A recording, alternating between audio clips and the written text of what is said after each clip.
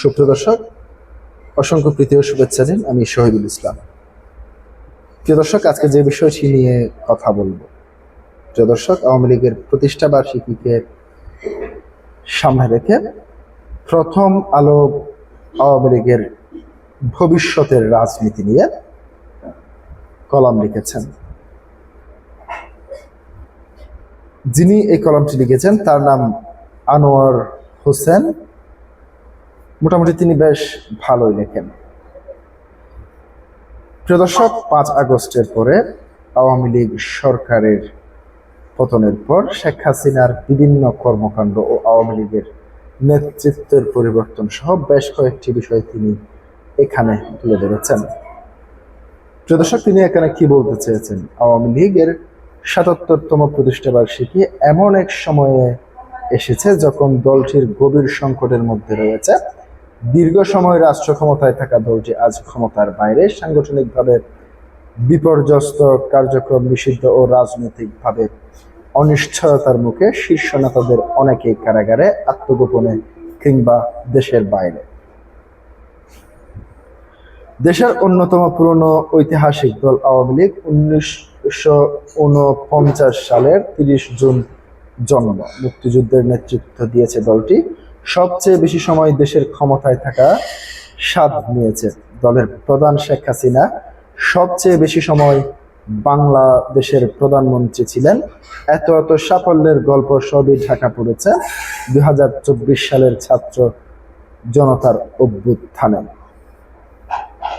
এই অভ্যুত্থানে আওয়ামী লীগ শুধু ক্ষমতায় হারায়নি, 1.5 দশকের অপশাসন, অর্থাৎ এই প্রতিবেদনটি যিনি লিখছেন তিনি সেখানে মূলত অপশাসনের চিত্র তুলে ধরতে, অর্থাৎ নেগেটিভ বিষয়গুলি এখানে তুলে এনেছেন। অর্থাৎ আমরা দেখতে পেয়েছি যেভাবে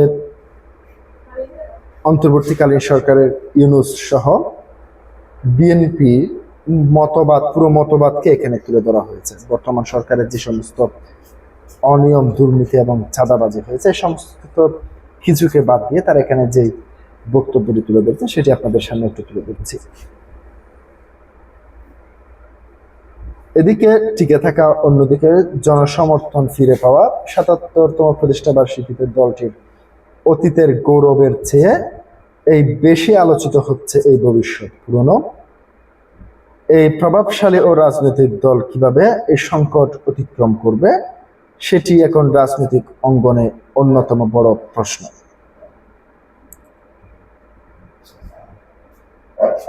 জুলাই অভ্যুত্থানে আওয়ামী লীগ শুধু ক্ষমতায় হারায়নি, 1.5 দশকের অপশাসন, বিতর্কিত নির্বাচন এবং সাংগঠনিক দুর্বলতা সব সামনে নিয়ে এসেছে। ফলে আওয়ামী লীগের সামনে এখন দ্বিমুখী চ্যালেঞ্জ, একদিকে থাকা, অন্যদিকে জনসমর্থন ফিরে পাওয়া। বর্তমান কৌশল কতটা কার্যকর, অর্থাৎ বর্তমান আওয়ামী লীগ যে সমস্ত কৌশলগুলি ব্যবহার করছে সেগুলি কতটুকু কার্যকর ভূমিকা পালন করতে পারে সে বিষয়টি নিয়ে তিনি লিখেছেন। তিনি কি লিখেছেন সেখানে? ক্ষমতা হারানোর পর 2025 সালের মে মাসে আওয়ামী লীগের কার্যক্রম নিষিদ্ধ করে অধ্যাপক মোহাম্মদ ইউনূসের নেতৃত্বাধীন অন্তর্বর্তীকালীন সরকার। দলটির ছাত্র সংগঠন ছাত্রলীগ ও নিষিদ্ধ। ফলে দলটির কার্যক্রম পুরোপুরি ভার্চুয়াল মাধ্যমে সীমাবদ্ধ হয়ে পড়ে। মাঝে মধ্যে কয়েকটা মিছিল, হরতালের ডাকও এসেছে, তবে সেটা সরকারের বেকায়দায় ফেলার মতো কিছু নয়। নির্বাচনের মধ্য দিয়ে বিএনপি ক্ষমতায় এসেছে, তবে আওয়ামী লীগের কার্যক্রম নিষিদ্ধই রয়ে গিয়েছে।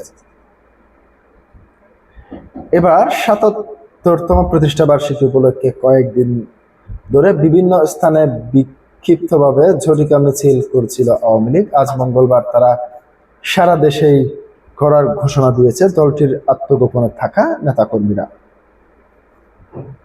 এই পরিস্থিতিতে রাজধানী ঢাকায় ব্যাপক নিরাপত্তা ব্যবস্থা নিয়েছে ঢাকা মহানগর পুলিশ, ডিএমপি। আইন শৃঙ্খলা পরিস্থিতি স্বাভাবিক রাখার এবং যে কোনো অপ্রীতিকর ঘটনা এড়াতে 18,000-এরও বেশি পুলিশ সদস্য মোতায়েন থাকবে। এর বাইরে সেনা মোতায়েনের জন্য চিঠি দিয়েছে স্বরাষ্ট্র মন্ত্রণালয় এবং নাশকতা এবং বিশৃঙ্খলা সৃষ্টির আশঙ্কা থেকে সরকার এই সিদ্ধান্ত নিয়েছে। আওয়ামী লীগের দলীয় সূত্র বলছে, আওয়ামী লীগের তৎপরতাকে ঘিরে সরকার যে প্রস্তুতি নিয়েছে সেটাই তাদের জন্য সাফল্য। কারণ ঝটিকা মিছিল করে সরকারের বেকায়দায় ফেলে দেওয়া যাবে না, কিন্তু দেশে এবং দেশের বাইরে এ নিয়ে আলোচনা হোক, এটাই চাইছে আওয়ামী লীগ। তবে আওয়ামী লীগের একজন জ্যেষ্ঠ নেতার নাম প্রকাশ না করার সত্ত্বে প্রথম আলোকে বলেন, আওয়ামী লীগের এসব কর্মসূচি তেমন ফল বইবে না, বরং দেশে থাকা যেসব নেতা কর্মী জামিনে মুক্ত হয়েছেন তারা পুনরায় গ্রেপ্তার হতে পারেন। এই নেতা আরো বলেন, 6 মাসের একটি সরকারের উপর এভাবে চাপ দিতে গেলে হিতের বিপরীত হতে হবে, বরং নিয়মতান্ত্রিক উপায়ে আওয়ামী লীগের কার্যক্রমের উপর থাকা নিষেধাজ্ঞা ওঠানো এবং মামলা মোকাবেলার প্রস্তুতি নেওয়া উচিত। পাশাপাশি দলের ভেতরের সংস্কার দরকার। আওয়ামী লীগের অনেক নেতা মনে করেন, ঝটিকা মিছিলের মতো কর্মসূচি তেমন ফল বয়ে আনবে না, বরং দেশ থেকে থাকা নেতা কর্মীরা জামিনে মুক্তি পেয়ে তারা পুরো গ্রেপ্তার হতে পারেন। এখন স্বয়ং নিয়মতান্ত্রিক উপায়ে নিষেধাজ্ঞা ওঠানো এবং মামলা মোকাবেলার প্রস্তুতি নেওয়া উচিত। পাশাপাশি দলের ভেতরের সংস্কার দরকার। ইতিহাসের শক্তি এবং বর্তমানের দুর্বলতা। 1949 সালের 30 জুন ঢাকার কোটালীপাড়ার রোজ গার্ডেনের পূর্ব পাকিস্তান আওয়ামী লীগ হিসেবে যাত্রা শুরু করে। মুসলিম শব্দটি বাদ দিয়ে অসাম্প্রদায়িক সংগঠন হিসেবে আওয়ামী লীগের প্রসার ঘটে। আওয়ামী লীগের সবচেয়ে বড় শক্তি সবসময় ছিল ইতিহাসের বিভিন্ন কাল পর্বে দলটির ভূমিকা। পাকিস্তানি শাসন আমলে ভাষা আন্দোলন, যুক্তফ্রন্ট নির্বাচন, 6 দফা আন্দোলন, গণ অভ্যুত্থান এবং মুক্তিযুদ্ধ, প্রতিটি বড় রাজনৈতিক বাঁকে আওয়ামী লীগ ছিল কেন্দ্রীয় শক্তি। 1966 সালে 6 দফা ভিত্তিক বাঙালির স্বাধিকার আন্দোলন এবং 1969 সালের গণ অভ্যুত্থানের মধ্য দিয়ে পরিণত হয় দলটি। 1971 সালে আওয়ামী লীগের নেতৃত্বে শুরু হয় মুক্তিযুদ্ধ। দীর্ঘ 9 মাস সশস্ত্র যুদ্ধের পর এই বছরের 16 ডিসেম্বর স্বাধীনের সার্বভৌম বাংলাদেশ উদ্ভূত হয় ঘটে। এসব অর্জন আওয়ামী লীগকে দেশের সবচেয়ে শক্তিশালী রাজনৈতিক শক্তি হিসেবে প্রতিষ্ঠিত করেছে। 1970 সালের নির্বাচনে তৎকালীন পূর্ব পাকিস্তানের 162 আসনের মধ্যে আওয়ামী লীগের 160টি আসন লাভ ছিল বাঙালির রাজনৈতিক ইতিহাস নজিরবিহীন ঘটনা। স্বাধীনতার পর 1973 সালের নির্বাচনেও দলটির বিপুল বিজয় অর্জন করে, যদিও এই নির্বাচন নিয়ে উঠেছিল প্রশ্ন। 1975 সালের 15 আগস্ট বঙ্গবন্ধু সপরিবারে হত্যার পর পাল্টে যায় দলের রাজনৈতিক দৃশ্যপট। দীর্ঘ 21 বছর আন্দোলন সংগ্রামের পর 1996 সালের 23 জুন আওয়ামী লীগ ক্ষমতায় ফিরে আসে।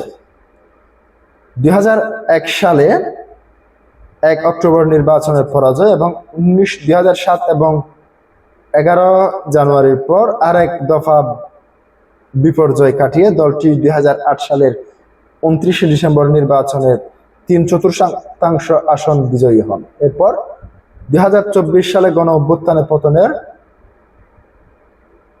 আগ পর্যন্ত ক্ষমতায় ছিল আওয়ামী লীগ। ইতিহাসে কোনো রাজনৈতিক দলের স্থায়ী সম্পদ নয় বা পক্ষে থাকবে না, এটা হয়তো ভুলে গিয়েছিল আওয়ামী লীগ। ইতিহাস আওয়ামী লীগকে সমৃদ্ধ করেছে, কিন্তু গত 1 দশক আওয়ামী লীগের শাসনামল দলটির জন্য সবচেয়ে বড় সংকট তৈরি করেছে।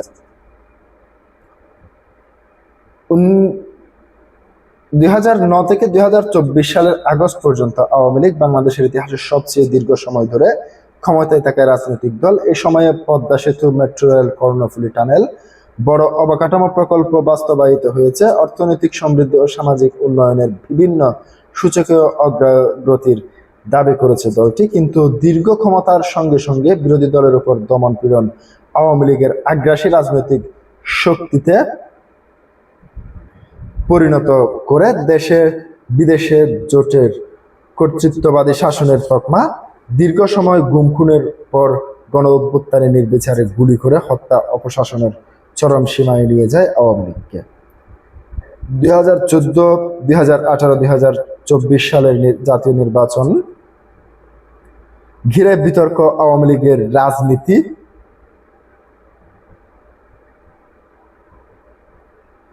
রাজনৈতিক বৈধতার উপর বড় ধরনের প্রভাব ফেলে। বিরোধী দলগুলো বর্জন এবং দেশ বিদেশ নির্বাচন নিয়ে প্রশ্নের কারণে ভোটারদের মধ্যে আস্থাহীনতা তৈরি হয়। স্থায়ী সরকার নির্বাচনগুলোতেও প্রতিদ্বন্দ্বিতা কমে আসে। একসময় যে দল গণভিত্তিক আন্দোলনের সুনাম অর্জন করেছিল, তারাই গণতান্ত্রিক পথে দেশ চালাতে থাকে, অগণতান্ত্রিক পথে দেশ চালাতে থাকে। প্রিয় দর্শক, আজকে এ পর্যন্তই। আসসালামু আলাইকুম ওয়া রাহমাতুল্লাহ।